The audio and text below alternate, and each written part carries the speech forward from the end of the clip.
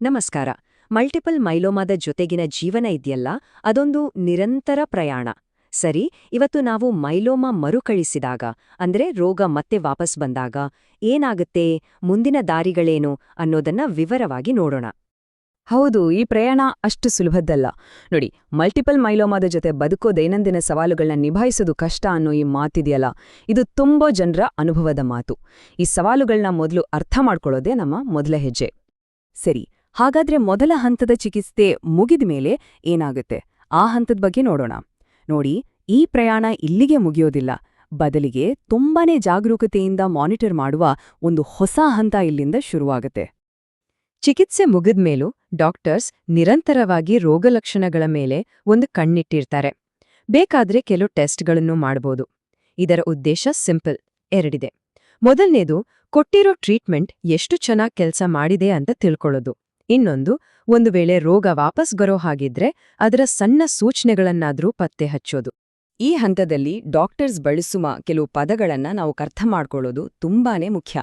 ಅದರಲ್ಲಿ ತುಂಬಾ ಇಂಪಾರ್ಟೆಂಟ್ ಅಂದ್ರೆ ರಿಲ್ಯಾಪ್ಸ್ ಅಥವಾ ಕನ್ನಡದಲ್ಲಿ ಮರುಕಳಿಸುವಿಕೆ ಅಂತಾರಲ್ಲ ಅದು. ಇದ್ರ ನಿಜವಾದ ಅರ್ಥ ಏನು ಅಂತ ಈಗ ನೋಡೋಣ ಬನ್ನಿ. ಇಲ್ಲಿ ಒಂದು ಮುಖ್ಯವಾದ ವಿಷಯವನ್ನ ಗಮನಿಸಬೇಕು. ಆರಂಭಿಕ ಚಿಕಿತ್ಸೆ ಮುಗಿದ್ಮೇಲೆ ರೋಗ ಮತ್ತೆ ವಾಪಸ್ ಬರೋದು ಅನ್ನೋದು ಸಾಮಾನ್ಯವಾದ ಸಂಗತಿ. ಹೆಚ್ಚಿನ ಪೇಷಂಟ್ಸ್ಗೆ ಹೀಗೆ ಆಗತ್ತೆ ಮತ್ತು ಆಗ ಮತ್ತೆ ಟ್ರೀಟ್ಮೆಂಟ್ ತಗೋಬೇಕಾಗತ್ತೆ. ಇದನ್ನ ಅರ್ಥ ಮಾಡ್ಕೊಳ್ಳೋದು ಬಹಳ ಮುಖ್ಯ, ಯಾಕಂದ್ರೆ ಇದು ಈ ರೋಗದ ಪಯಣದ ಒಂದು ಭಾಗ. ಸರಿ, ಈಗ ಎರಡು ಮುಖ್ಯವಾದ ಪದಗಳ ವ್ಯತ್ಯಾಸ ನೋಡೋಣ. ಒಂದು ರಿಲ್ಯಾಪ್ಸ್ಡ್, ಇನ್ನೊಂದು ರಿಫ್ರಾಕ್ಟರಿ. ಇಲ್ಲಿ ಸ್ಲೈಡ್ನಲ್ಲಿರೋ ಹಾಗೆ ರಿಲ್ಯಾಪ್ಸ್ಡ್ ಮೈಲೋಮಾ ಅಂದ್ರೆ ಟ್ರೀಟ್ಮೆಂಟ್ ನಿಲ್ಸಿದ್ಮೇಲೆ ಸ್ವಲ್ಪ ಸಮಯ ಬಿಟ್ಟು ರೋಗ ಮತ್ತೆ ವಾಪಸ್ ಬರೋದು. ಆದ್ರೆ ರಿಫ್ರಾಕ್ಟರಿ ಮೈಲೋಮಾ ಅಂದ್ರೆ ಕೊಡ್ತಿರೋ ಚಿಕಿತ್ಸೆಗೆ ರೋಗ ಸ್ಪಂದಿಸದೇ ಇರೋದು ಅಥವಾ ಟ್ರೀಟ್ಮೆಂಟ್ ನಡೀತಿದ್ದಾಗ್ಲೇ ರೋಗ ಜಾಸ್ತಿ ಆಗೋದು. ಓಕೆ, ಈ ಪದಗಳ ಅರ್ಥ ತಿಳ್ಕೊಂಡಾಯ್ತು. ಈಗ ಸ್ವಲ್ಪ ಪ್ರಾಕ್ಟಿಕಲ್ ಮಾಹಿತಿಯ ಕಡೆಗೆ ಹೋಗೋಣ. ಅಂದ್ರೆ ಹೇಗೆ ನಾವು ಅಲರ್ಟ್ ಆಗಿರ್ಬೇಕು ಮತ್ತೆ ರೋಗ ಮರುಕಳಿಸುತ್ತಿರೋದ್ರ ಲಕ್ಷಣಗಳನ್ನ ಗುರುತಿಸೋದು ಹೇಗೆ ಅನ್ನೋದನ್ನ ನೋಡೋಣ. ಹಾಗಾದ್ರೆ ಯಾವೆಲ್ಲ ಲಕ್ಷಣಗಳ ಬಗ್ಗೆ ಗಮನ ಇಡ್ಬೇಕು, ಅದೇನು ಅಂತ ಈಗ ನೋಡೋಣ. ಮರುಕಳಿಸುವಿಕೆಯ ಕೆಲವು ಸಂಭಾವ್ಯ ಲಕ್ಷಣಗಳು ಅಂದ್ರೆ ಇದ್ದಕ್ಕಿದ್ದಂತೆ ಶುರುವಾಗೋ ತೀವ್ರವಾದ ನೋವು, ದೇಹದ ಯಾವುದಾದ್ರೂ ಭಾಗದಲ್ಲಿ ಊತ, ಜ್ವರ ಅಥವಾ ಇದ್ಯಾಕೋ ಸರಿಯಿಲ್ಲ, ಅಸಹಜವಾಗಿದೆ ಅಂತ ಅನ್ನಿಸೋ ಯಾವುದೇ ಲಕ್ಷಣ. ಇವುಗಳ ಬಗ್ಗೆ ಎಚ್ಚರದಿಂದ ಇರಬೇಕು.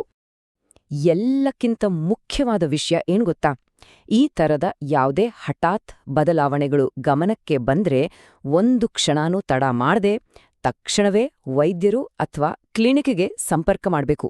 ಇದು ತುಂಬಾನೇ ಇಂಪಾರ್ಟೆಂಟ್ ಸ್ಟೆಪ್. ಸರಿ, ಲಕ್ಷಣಗಳನ್ನ ಗುರುತಿಸಿದ ಮೇಲೆ ಮುಂದೇನು? ಈಗ ರೋಗ ಮತ್ತೆ ಬಂದಾಗ ಏನೆಲ್ಲ ಚಿಕಿತ್ಸಾ ಆಯ್ಕೆಗಳು ಇವೆ ಅನ್ನೋದ್ರ ಬಗ್ಗೆ ತಿಳ್ಕೊಳ್ಳೋಣ. ಇಲ್ಲಿ ಒಂದು ಮುಖ್ಯವಾದ ವಿಷಯವನ್ನ ನೆನಪಲ್ಲಿಟ್ಟುಕೊಳ್ಬೇಕು. ಸಾಮಾನ್ಯವಾಗಿ ಪ್ರತಿ ಸಲ ರೋಗ ವಾಪಸ್ ಬಂದಾಗ ಅದು ಮೊದಲಿಗಿಂತ ಸ್ವಲ್ಪ ಹೆಚ್ಚು ಅಗ್ರೆಸಿವ್ ಆಗಿರಬಹುದು. ಇದೇ ಕಾರಣಕ್ಕೆ ಮುಂದಿನ ಚಿಕಿತ್ಸೆಗಳನ್ನ ತುಂಬಾನೇ ಎಚ್ಚರಿಕೆಯಿಂದ ಪ್ಲಾನ್ ಮಾಡಲಾಗುತ್ತೆ. ನೋಡಿ, ಇದನ್ನ ವೈದ್ಯರ ಹತ್ರ ಇರೋ ಒಂದು ಟೂಲ್ ಕಿಟ್ ಅಂತ ಅಂದ್ಕೊಳ್ಬಹುದು. ಇದರಲ್ಲೂ ಹಲವು ತರದ ಆಪ್ಷನ್ಸ್ ಇವೆ. ಆಟೋಲೋಗಸ್ HSCT ಇರಬಹುದು, ಅಥವಾ CD38 inhibitors, immunomodulatory agents, proteasome inhibitors ಅಂತ ಹೊಸ ರೀತಿಯ ದವಾಗಳು. ಜೊತೆಗೆ ಕೀಮೋಥೆರಪಿ ಮತ್ತು ಕಾರ್ಟಿಕೋಸ್ಟೆರಾಯ್ಡ್ಸ್ನಂತಹ ಚಿಕಿತ್ಸೆಗಳು ಇವೆ. ಈ ಎಲ್ಲ ಆಯ್ಕೆಗಳಲ್ಲಿ ಯಾವುದು ಸರಿ ಹೊಂದುತ್ತೆ ಅನ್ನೋದನ್ನ ವೈದ್ಯರು ನಿರ್ಧರಿಸ್ತಾರೆ. ಹಾಗಾದ್ರೆ ಇಷ್ಟೆಲ್ಲ ಆಯ್ಕೆಗಳಲ್ಲೇ ಯಾವುದನ್ನ ಬಳಸ್ತಾರೆ? ಇಲ್ಲೇ ಒಂದು ಇಂಪಾರ್ಟೆಂಟ್ ಪಾಯಿಂಟ್ ಬರೋದು. ಚಿಕಿತ್ಸೆ ಅನ್ನೋದು ಎಲ್ಲರಿಗೂ ಒಂದೇ ಥರ ಇರೋದಿಲ್ಲ. ಇದು ಪ್ರತಿಯೊಬ್ಬರಿಗೂ ಬೇರೆ ಬೇರೆ ಆಗಿರುತ್ತೆ. ಈ ಸ್ಲೈಡ್ನಲ್ಲಿರೋ ಮಾತು ಇದೆಯಲ್ಲ, ಅದು ಎಲ್ಲವನ್ನೂ ಸ್ಪಷ್ಟವಾಗಿ ಹೇಳುತ್ತೆ. ಮರುಕಳಿಸಿದ ರೋಗಕ್ಕೆ ಒಂದೇ ಒಂದು ಸ್ಟ್ಯಾಂಡರ್ಡ್ ಟ್ರೀಟ್ಮೆಂಟ್ ಅಂತ ಇಲ್ಲ. ಇದರ ಅರ್ಥ ಏನು ಅಂದ್ರೆ, ಚಿಕಿತ್ಸೆಯ ಪ್ಲಾನ್ ಅನ್ನೋದು ಪ್ರತಿಯೊಬ್ಬ ವ್ಯಕ್ತಿಯ ಆರೋಗ್ಯ ಸ್ಥಿತಿಗೆ ತಕ್ಕಂತೆ ಪರ್ಸನಲೈಸ್ಡ್ ಆಗಿರುತ್ತೆ. ಹಾಗಾದ್ರೆ ವೈದ್ಯರು ಈ ಪರ್ಸನಲ್ ಟ್ರೀಟ್ಮೆಂಟ್ ಪ್ಲಾನ್ ಅನ್ನ ಹೇಗೆ ರೆಡಿ ಮಾಡ್ತಾರೆ? ಅವರು ಮುಖ್ಯವಾಗಿ 3 ವಿಷಯಗಳನ್ನ ಗಮನದಲ್ಲಿಟ್ಕೊಳ್ತಾರೆ. 1, ರೋಗದ ತೀವ್ರತೆ ಎಷ್ಟಿದೆ. 2, ಇದಕ್ಕೂ ಮುಂಚೆ ಯಾವೆಲ್ಲ ಟ್ರೀಟ್ಮೆಂಟ್ಸ್ ಅನ್ನ ಬಳಸಲಾಗಿದೆ. ಮತ್ತು 3, ಆ ಮೊದಲು ಕೊಟ್ಟ ಚಿಕಿತ್ಸೆಗರು ಎಷ್ಟು ಸಮಯದವರೆಗೆ ಎಫೆಕ್ಟಿವ್ ಆಗಿತ್ತು. ಈ ಎಲ್ಲವನ್ನೂ ನೋಡ್ಕೊಂಡು ಮುಂದಿನ ಚಿಕಿತ್ಸೆಯನ್ನ ಡಿಸೈಡ್ ಮಾಡಲಾಗುತ್ತೆ. ಸೊ ಈ ಇಡೀ ಪ್ರಯಾಣದಲ್ಲಿ ಅಂದ್ರೆ ರೋಗಲಕ್ಷಣಗಳ ಬಗ್ಗೆ ಅಲರ್ಟ್ ಆಗಿರೋದ್ರಿಂದ ಹಿಡಿದು ಚಿಕಿತ್ಸಾ ಆಯ್ಕೆಗಳನ್ನ ಅರ್ಥ ಮಾಡ್ಕೊಂಡು ಪರ್ಸನಲ್ ಪ್ಲಾನ್ ಮಾಡ್ಕೊಳ್ಳೋವರೆಗೂ ಒಂದು ವಿಷಯ ಸ್ಪಷ್ಟವಾಗುತ್ತೆ. ಹಾಗಾದ್ರೆ ಕೊನೆಯಲ್ಲಿ ಈ ಒಂದು ಪ್ರಶ್ನೆಯನ್ನ ಕೇಳೋಣ. ತಮ್ಮ ಆರೋಗ್ಯ ತಂಡದ ಜೊತೆ ಮುಕ್ತವಾಗಿ ಮಾತಾಡೋದು ಮುಂದಿನ ದಾರಿಯನ್ನ ಹೇಗೆ ರೂಪಿಸಬಹುದು? ನೆನಪಿಡಿ, ಈ ಪ್ರಯಾಣದಲ್ಲಿ ಪಾರ್ಟ್ನರ್ಶಿಪ್ ಮತ್ತು ಕಮ್ಯುನಿಕೇಷನ್ ಅಂದ್ರೆ ಸಂವಹನ ಇದೇ ಅತಿ ದೊಡ್ಡ ಶಕ್ತಿ.